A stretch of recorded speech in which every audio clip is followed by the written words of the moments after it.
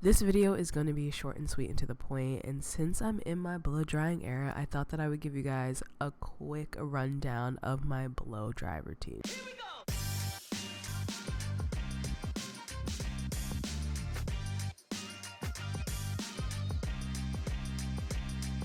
Hey, what up? It is your girl MD and welcome back to my channel. If you are new here, don't forget to hit that subscribe button before you head out. Okay, let's jump right into this video. I'm just going to add a heat protectant and this keratin smoothing oil. I use these products when I flat iron my hair, but my real go-to is using a blow dry cream, which is also a great heat protectant, but I just ran out. But this is my favorite and I also like this one as well. Personally, I believe the easiest way to blow dry your hair is to make sure that it is at least 75% dry before you begin.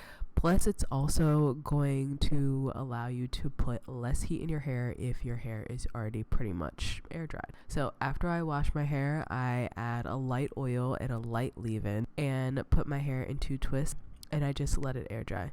So at the moment, my hair is 99.9% dry. Yes, I typically like my hair dried all the way, but I think 75% or more is good. This is going to help protect your hair from heat damage, and I also feel like it gives your hair more of a silky feel. Always remember to protect your hair regardless of what kind of heat you're putting into it. Depending on the look that I'm going for, that depends on the blow dryer that I'm going to grab. I want my hair to be more on the straighter side than puffy, so that is why I am using this barrel blow dryer. I know everyone is using a version of this somewhere on the internet, but believe the hype. I've had this one for a couple of years and it really has grown on me and I love it a lot. My hair is already fully detangled, but when I'm blow drying with this type of blow dryer or just blow drying in general, I always start at the ends like I am detangling my hair. So I'm going to start at the ends and work my way up the hair shaft. When I'm going down, I like to do this rolling method like this. So I am turning the brush in the rolling direction, if that makes sense. This helps get your hair straight. This blow dryer 100% cuts my blow drying time in half, if not more, but also having your hair air dry does help as well. It's going to allow you to apply less heat to your hair, and that is always a plus. I have never had any issues with my hair getting stuck in this blow dryer, but that is just my personal experience. I always do it in 4 sections. Obviously, you can do it smaller. This is just what I do. I want my roots to be more on the straighter side, so I'm going to go to my scalp and again, just do the rolling method just on my scalp like this. If your hair is not as thick as mine, honestly, I feel like using this type of blow dryer, your hair will probably get close to bone straight. I feel like my hair still gets pretty straight, and maybe if I did smaller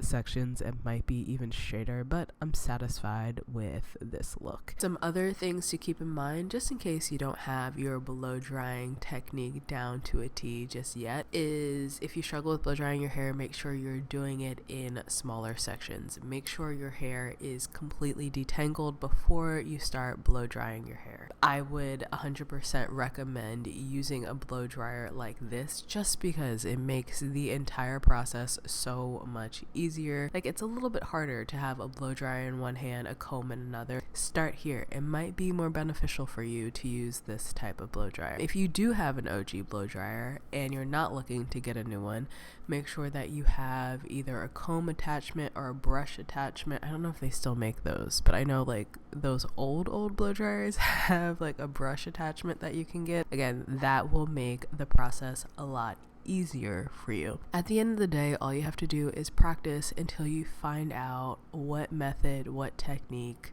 what blow dryer works best for you and your hair. If you have any tips for people that are still trying to master their blow dry routine, leave them down below. It took me about 3 to 4 minutes for each section, but also it took me a little extra time just because I was filming and I was trying to make my hair look perfect for you. So I feel like I might even be able to do it in a shorter amount of time. I repeat that on each section until it looks like this. I'll put my hair in a bun or 2 to give it a little bit more curl and body, or I'll wrap it. My go-to style right now is a half up bun and the rest out in the back, and I'm going to wear this for about the next week and a half. yeah, so that's just my thing for now until I get bored and move on to the next. Once I am completely done, I'm going to add just a little bit more oil to weigh it down a bit, and that's it. I know this video was super short, but I hope you found it helpful. Let me know if you have any questions, and do you use this type of dryer? Are you still sticking to the OG dryer? And don't get me wrong, I still use OG dryer as well,